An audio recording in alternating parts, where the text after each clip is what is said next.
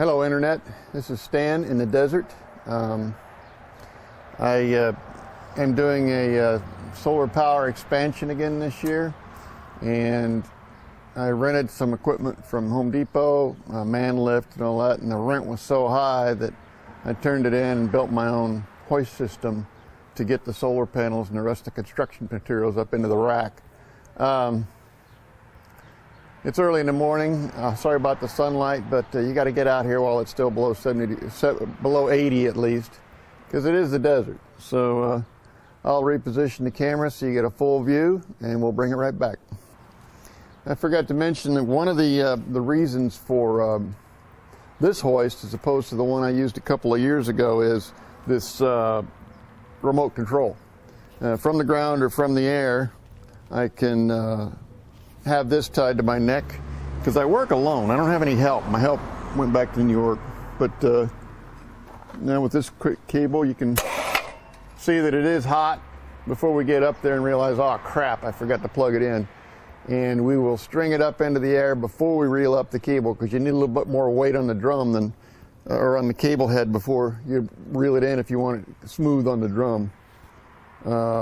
They need a heavier headache ball on this, but it's a low-cost commercial product, Chinese made, of course, so that's what you get. There, I turned my remote off. Well, the camera is now out of range for the laptop or the cell phone, so I'm going to have to do this the old-fashioned way. Turn it on and crawl into frame and show you what I got to show you. At least you got audio, I know that for a fact. And as long as I'm walking about, I can get some of that out of the way. All right, I got a harness on, climbing harness, two lanyard climbing harness. The bottom of this truss is about 14 feet in the air, and so when we tip this crane up, we'll have the crane about 30 feet in the air. And with the climbing harness, it's always better to be, in the case of something not happening the way you planned, it's always better to be temporarily suspended rather than permanently dead. So, step one, tie off. These construction and millwright types, y'all know about that. All right, getting up there, and I'm superstitious, so I've got a double lanyard on my harness. Two lugs while crossing with the old shallow story. So there's the other one. Ba-bang, we're in. Now I can climb up, and if I were to slip, I would be temporarily suspended, of course, although I'm sure it would hurt like hell. Okay, get up in here. Get up on my little platform here. Scaffolding board. There we go. Whoops, there we go. That's better.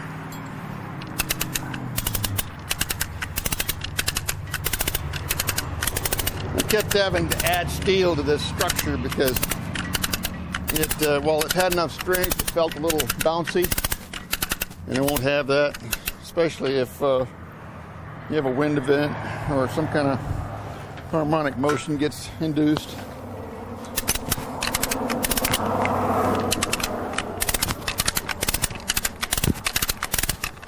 Having to use a hoist to put up a hoist. Imagine that.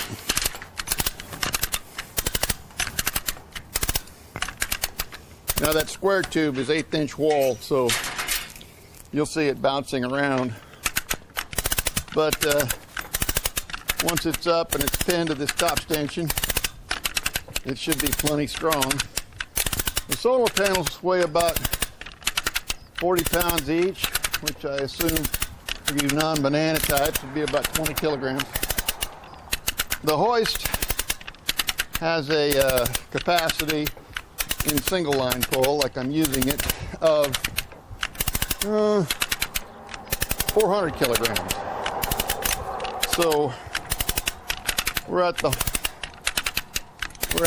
the hoist has the ability to pull this whole thing down if you weren't careful, if you were trying to lift something it wasn't designed to lift. Now this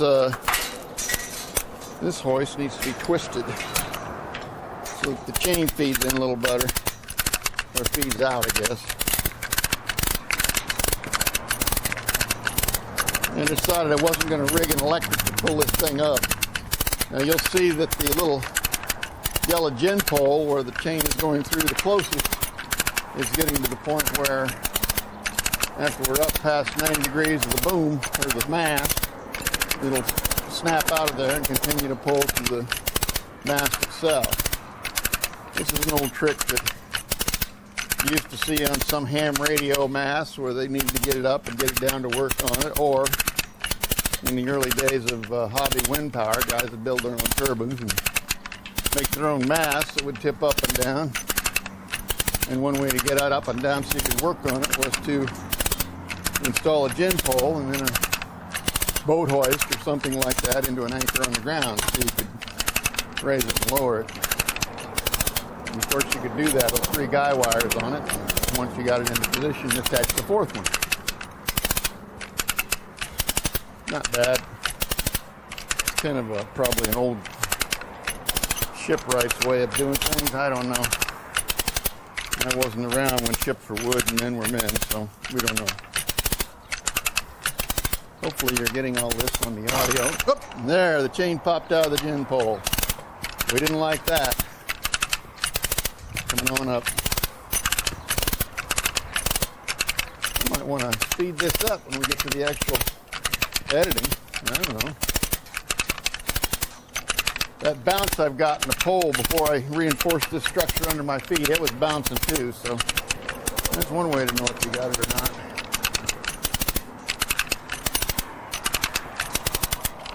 Don't want to go down like a bunch of dancers at the Hyatt Regency in Kansas City back in the early 80s. That was harmonic motion induced by people dancing, and of course a construction error that was made that the engineers didn't know about. Ba-boom. Most of you probably weren't even born yet then. And so it is.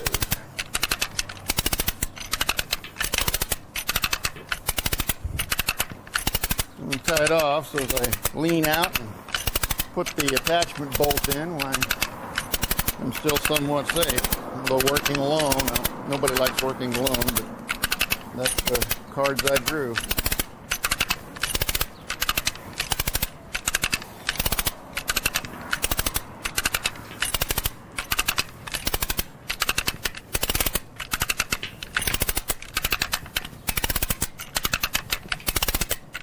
It takes forever to build something like this, but it takes a fortune to rent the cranes and man lifts it takes. You can actually pay for the material, and being retired, my time is cheap. So here we go. Now you'll see a chain that goes from the yard arm up there to the post, and that is so when I lower it down, the swiveling part doesn't slide out and drop on the ground. There's a pivot on that hoist that I found out during the last couple of times I used this. You don't want to be way up in the air when you attach that hoist to the yard arm. It's really dangerous and it's really difficult.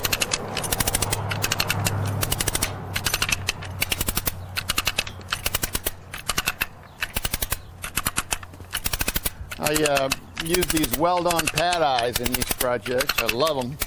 They're forged steel. Run a rod around them a couple of times, and they really look cool. Some of the better equipment comes with them. A lot of it doesn't, and I've had to add it to some of the equipment in my shop because I use hoists there too. Okay, we're getting her up. We're getting her up there. It's leaning to the south. I'm going to have to do something about that. Hope it doesn't we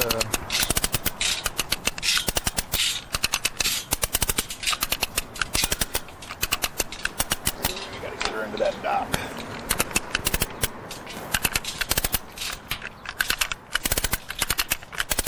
With a helper, I could have that arm pulled over and have it in line for me. But without, this is what you do. Now, being tied off, I could actually go through this mechanism. I think we'll edit this out. I'll go back down and We'll move that boom so that the thing hits the stanchion properly. Save you a little bit of hassle watching me. Okay, get back off the scaffold board, back onto the extension ladder. I used to have one extension ladder and one step ladder 5 years ago when I started this project. Now I've got 2 extension ladders and 3 step ladders. And so it goes. You want to be a DIYer, you're going to pay. You're going to pay one way or another. There we go.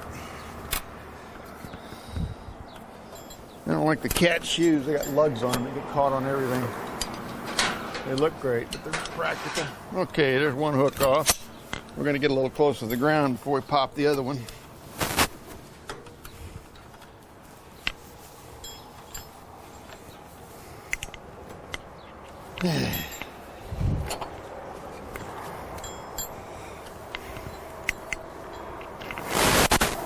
Can't get too far below it. You can't reach up and undo it.